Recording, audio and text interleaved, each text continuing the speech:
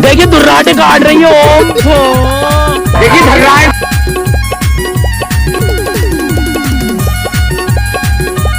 DJ Santosh Kumar Nawatola गौड़ा वाले।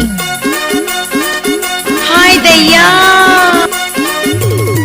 तोला कैसन लागे छुए मनारे टूरी कैसन लागे, तोला कैसन लागे चूमे मनारे टूरी कैसन लागे, छुए मतोला कैसन लागे, चूमे मतोला कैसन लागे, बेबी कैसन लागे, मोला ऐसन लगे छुए मटूरा गुद गुदी लगे, मोला है कोई सामने टक्कर का अपने सबको हिला के रख दिया। जानूड़ी एक बार नचले यार। डीजे संतोष कुमार नवाटोला गौड़ा वाले। अरे डीजे पे तो हर कोई नचाते हैं, हम तो बयानजियों को जनरेटर पे नचाते हैं। जनरेटर पे नाचो नाचो बयानजी नाचो, अरे नाचो।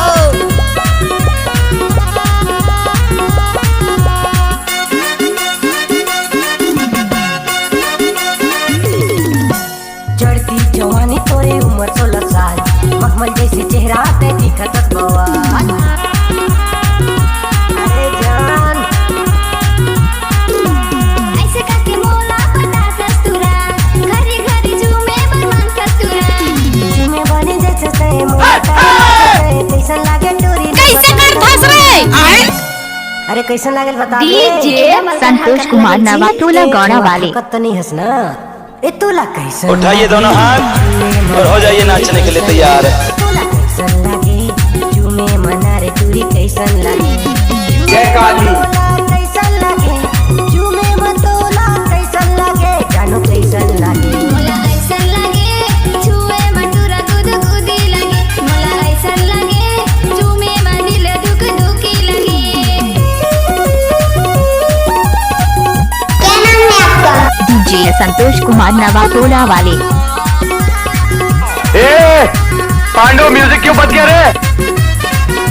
एक वादा था मेरा, हर वादे के पीछे मिलूंगी तुझे, हर गली हर दरवाजे के पीछे।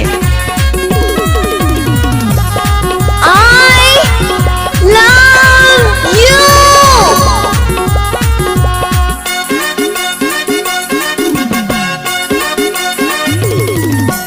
कम सिन जवानी तो टूरी हंस बवाल, कैसे कैसे लागे ते बताबे मोला का,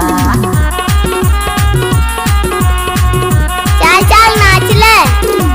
काम में बनाओ तोरा मोर दिल के हाल, कैसे मोला लागे दे खबर कुछ खसिया, कैसे तोला लागे टूरी मोला ते बता दे गोरी तोर दिल के हाल। अरे सुन लो चुमे देवे का चल हट ऐसे नहीं मार खाबे ते।